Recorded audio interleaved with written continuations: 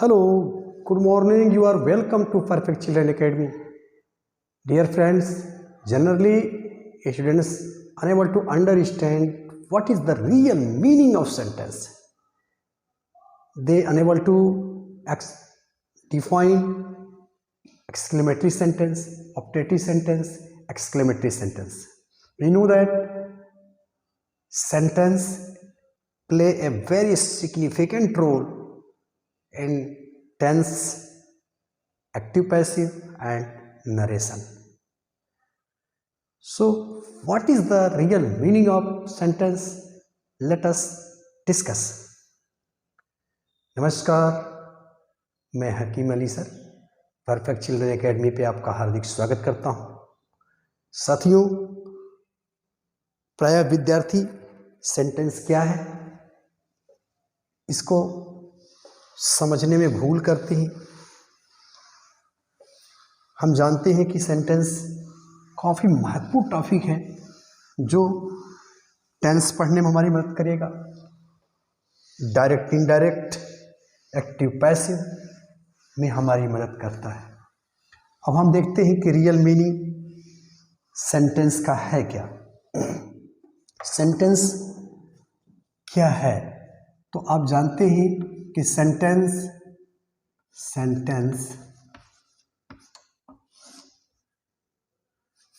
क्या है, इसे हम डिफाइन करते हैं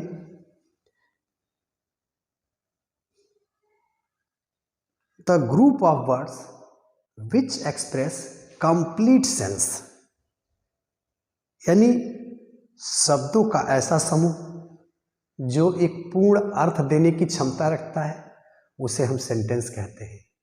और इसको हम दूसरे तरह से भी कह सकते हैं द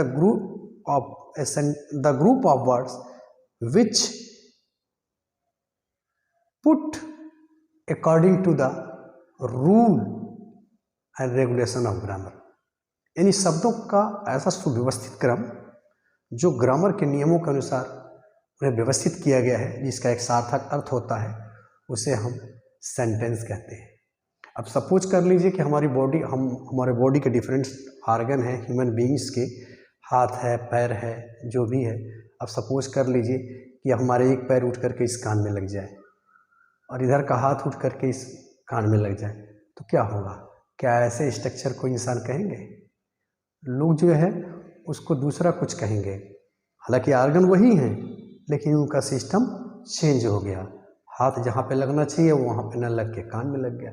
तो इसका जो है, जो ह्यूमन बीइंग का एक जो स्ट्रक्चर है, जो शेप एंड साइज है देखने का, वो चेंज हो जा रही है। तो इसलिए इसको आप ह्यूमन बीइंग्स नहीं कह रहे हैं, इसको दूसरा कुछ कहने लगते हैं। तो ठीक यही बात आपको ध्यान में रखनी है कि सेंटेंस क्या है, हमारा ग्रुप ऑफ वर्ड्स है जिसके अंदर एक कैपेसिटी होती है कि फुल सेंस एक्सप्रेस करता है। तो अब जैसे सपोज कर लीजिए यहाँ हमने एक शब्द लिखा, शब्दों का एक समूह लिखा। देखिए, राम बुक रीड ए। तो ये भी आप देख रहे हैं कि ये शब्द हैं, शब्दों का समूह है और इन्हें रखा गया है, लेकिन this sentence is unable to express its full meaning. यह सेंटेंस जो है अपना पूरा का पूरा अर्थ देने में असमर्थ है, इसीलिए इसको हम वाक्य नहीं कह सकते। लेकिन जब हम इसे सजाएंगे, क्योंकि आप जानते हैं कि सबसे पहले सब्जेक्ट रखी जाती है, तो उसके बाद से इसको अगर हम ऐसे लिख दें, Ram reads a book,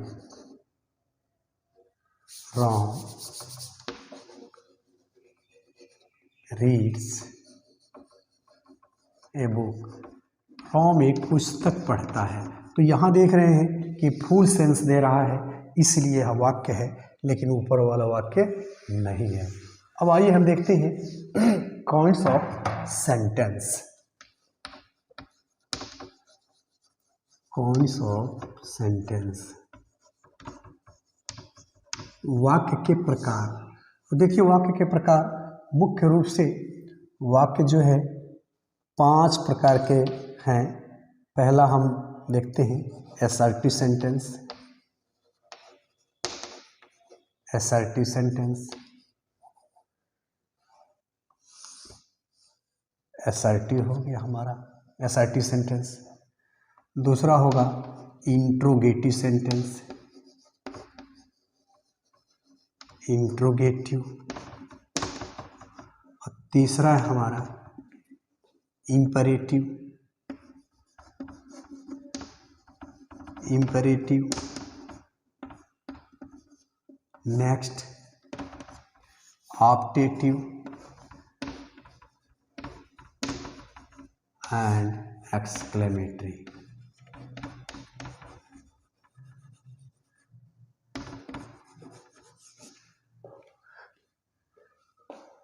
Assertive sentence further divide into two parts,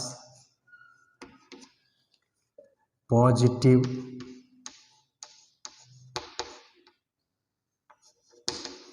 and negative.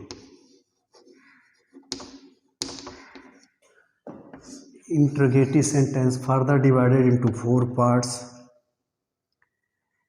auxiliary verb, the sentence which is started from auxiliary verb. Interrogative pronoun, the sentence which is started from interrogative pronoun. Double assertive question, assertive question and double question, double question. Imperative sentence also divided into two parts, the sentence which started from command, advice, etc. and the sentence which started from let.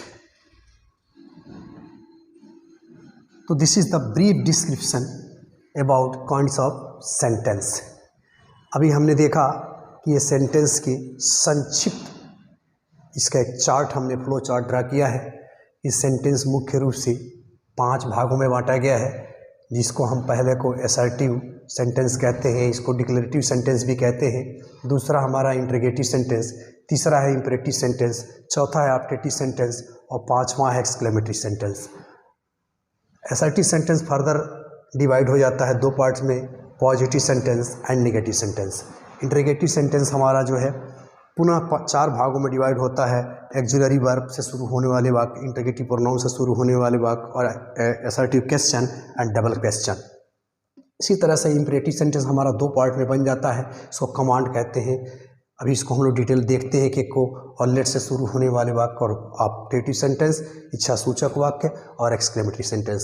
This is the brief description about kinds of sentence.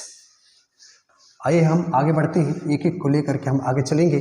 सबसे पहले हम देखते हैं assertive sentence है क्या। पहला हमारा है असर्टिव सेंटेंस। असर्टिव या इसी को डिक्लेरेटिव, डिक्लेरेटिव सेंटेंस भी कहते हैं। तो ये क्या करेगा, express statement,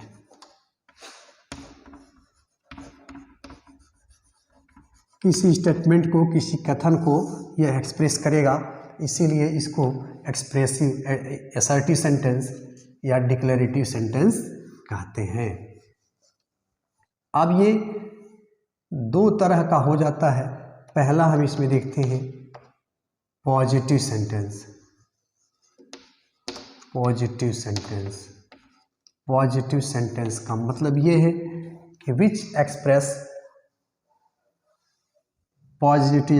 positiveness of any event और एक्शन, यानी ऐसा सेंटेंस जो किसी भी घटना या एक्शन के होने की बात करता है, इसे हम पॉजिटिव सेंटेंस कहते हैं।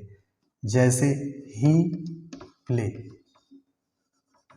क्रिकेट, प्ले फुटबॉल, कुछ भी लिख सकते हैं, प्ले फुटबॉल।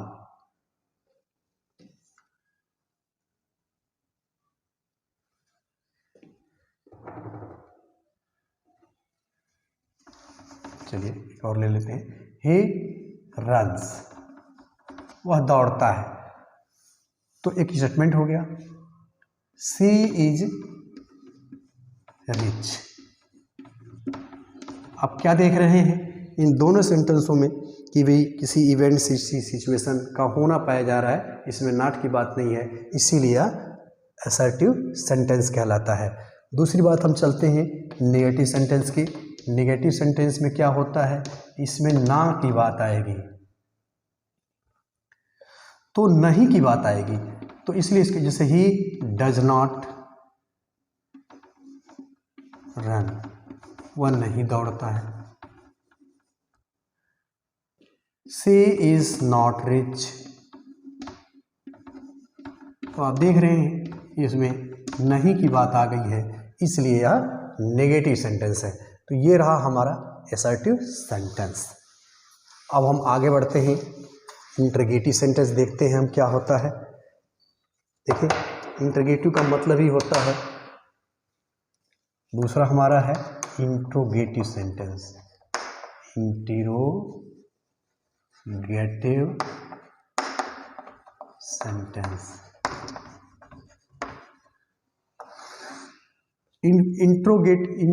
इसका मतलब ही होता है टू इंक्वायरी, जांच पड़ताल करना। तो क्या होता है, यूज फॉर आस्क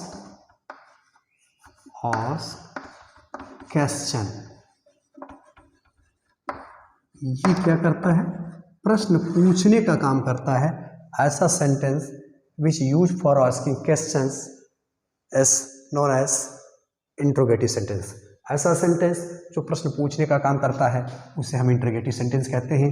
अब ये प्रश्न कैसे कैसे पूछे जाते हैं, ये प्रश्न जो है 4 तरीके से पूछे जाते हैं।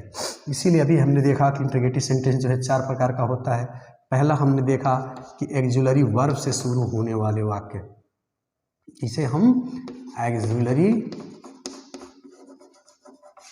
वर्ब, ऐसे वाक्य जो सहायक क्रिया से शुरू होते हैं उन्हें हम एक्जुलरी वर्ब से शुरू होने वाले वाक्य कहते हैं। जैसे आर यू हंग्री, क्या तुम भूखे हो? इसका उत्तर आप हाँ और ना दोनों में दे सकते हैं। आप लिख सकते हैं यस नो, इसीलिए हाँ और ना दोनों में कहा जा सकता है, इसीलिए इसको हम यस या नो रूपी क्वेश्चन कहते हैं। Very important, it will play very vital role in direct and indirect और narration. When we discuss about narration we shall know the real importance of yes और नो रूपी क्वेश्चन। तो हम लोग इसका देखेंगे कि किस तरह से इंपॉर्टेंट रोल प्ले करेगा डायरेक्ट इनडायरेक्ट में यस या नो रूपी क्वेश्चन। इसको यस या नो रूपी क्वेश्चन कहा जाता है, इसे आप याद रखेंगे। दूसरी बात, अभी हमने बात की interrogative pronoun, interrogative pronoun, interrogative pronoun से शुरू होने वाले वाक्य, you know that the pronoun which used for asking question are known as the interrogative pronoun। प्रश्नवाचक सर्वनाम वे सर्वनाम होते हैं जो किसी प्रश्न के पूछने के लिए प्रयोग में लाए जाते हैं। आप पढ़ चुके हो, आप जानते हो कि वे वाक्य के पहले आते हैं, ककारवाचक होते हैं और प्रश्न पूछने का काम करते हैं, इसीलिए इनको इंटरोगेटिव प्रोनाउन कहा जाता है। और एक बात और बताता चलो, इसमें जब भी आप देखिएगा तो WH फैमिली के मेंबर आते हैं। तो अब इसी वाक्य को हम ऐसे लिख दें, वाई आर यू हंग्री, तुम क्यों भूखे हो? तो आपका इसका उत्तर आप यस या नो में नहीं दे पाएंगे, आपको इसके जवाब में कुछ न कुछ कहना पड़ेगा, तब जा कर के इसका आंसर जो है निकल के आएगा। तो वाई आर यू हंग्री, तुम क्यों भूखे हो? तो आप कह सकते हैं कि कई दिनों से कुछ खाया नहीं। I am hungry because I have not eaten anything from few days, कुछ दिनों से कुछ भी नहीं खाया है। और से तो ये रही बात, इसमें आप देख रहे हैं कि इसमें कुछ कहना पड़ रहा है, इसीलिए इसको WH क्वेश्चन भी कहते हैं, याद रखिएगा। तो WH question why, what, where, when, etc। अब हम इसके थर्ड टाइप की तरफ चलते हैं।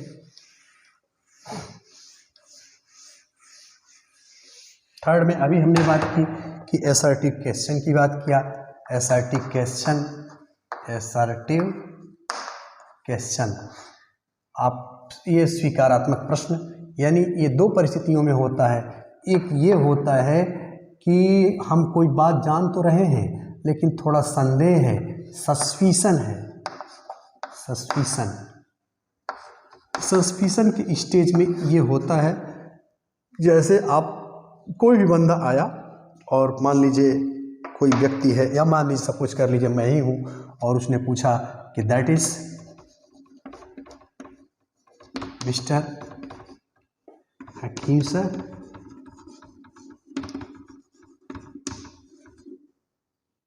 तो यहाँ क्या है, वो पूछ रहा है कि क्या वो हकीम सर है, पहचान तो रहा है, लेकिन कंफर्मेशन के लिए उसको थोड़ा सस्पिशन है कि वाकई में हकीम सर हैं, वही हैं या कोई और है।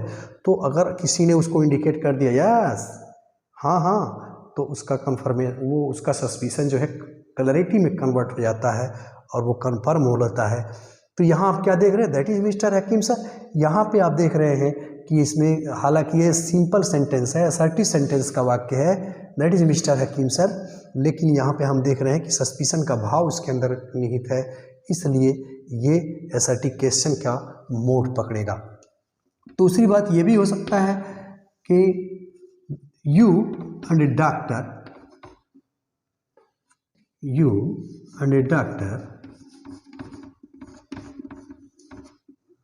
तुम और डॉक्टर, यानी वक्ता को विश्वास ही नहीं हो रहा कि तुम डॉक्टर कैसे बन गए। That is a professor, according to his government he looks like a farmer। वो एक प्रोफेसर है, अरे उसकी वेशभूषा देख करके तो नहीं लग रहा है कि वो प्रोफेसर है, वो तो लग रहा है कि किसान है। तो इस तरह की जब परिस्थितियां आती हैं तो वहाँ पे असर्टिव क्वेश्चन का पुट रहता है। अब हम आते हैं डबल क्वेश्चन की तरफ, DOUBLE, डबल क्वेश्चन। तो आप देख रहे हैं इसके नाम में ही है डबल। तो डबल क्वेश्चन का जो भाव, यानी एक पार्ट इसका आप देखेंगे कि असर्टिव का होता है और दूसरा जो है इंटरोगेटिव का होता है। जैसे do you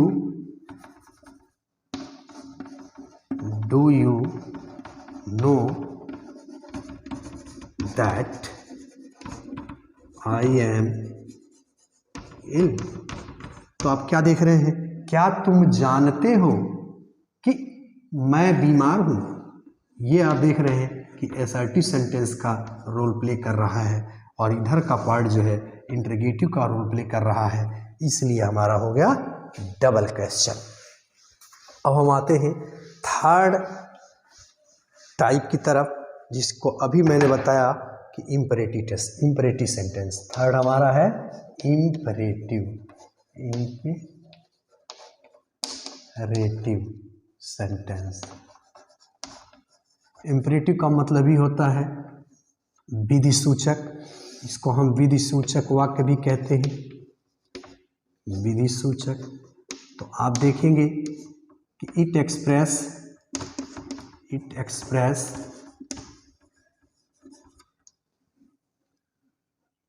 advice,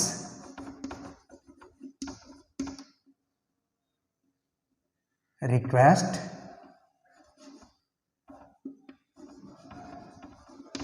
command, etc। यह ऐसा वाक्य है, the sentence which express command, advice और request is known as imperative sentence. ऐसा वाक्य जो आज्ञा, सलाह, विनती, निवेदन इत्यादि की बात करता है, उसे हम इम्परेटिव सेंटेंस कहते हैं। अभी मैंने बताया कि यह दो पार्ट में बढ़ जाता है। पहला ये होता है कि जिसमें आज्ञा, सलाह, विनती, निवेदन की बात हो, जैसे आज्ञा हो, सलाह हो, विनती हो, या इसी को हम निवेदन कहते हैं। तो इस तरह से वाक्य शुरू होते हैं, जैसे सिट डाउन, बैठ जाओ। आइए अब हम ऑप्टेटिव सेंटेंस को देखते हैं। ऑप्टेटिव सेंटेंस में अभी हमने देखा कि आज्ञा, सलाह, विनती, निवेदन इत्यादि से शुरू होने वाले वाक्य होते हैं, जैसे sit down,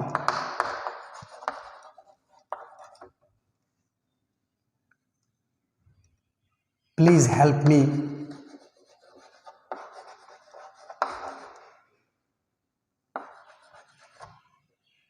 work hard for success,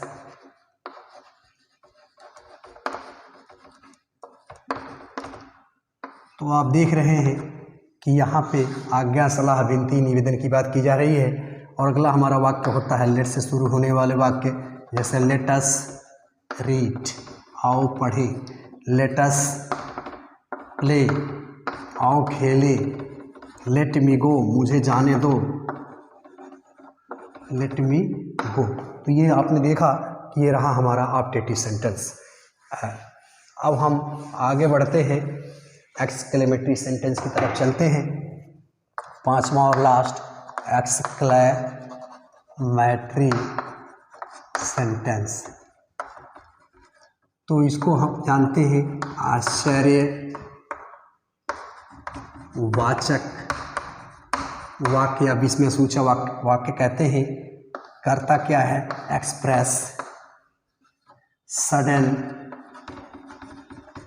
and strong feelings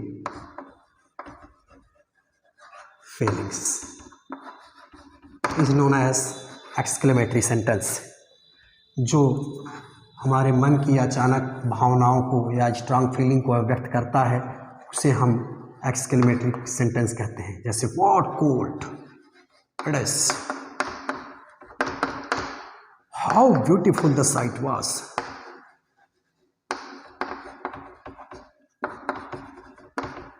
कितना सुहाना दृश्य था, हाउ टेरिबल, कितना भयानक, व्हाट ए सीन,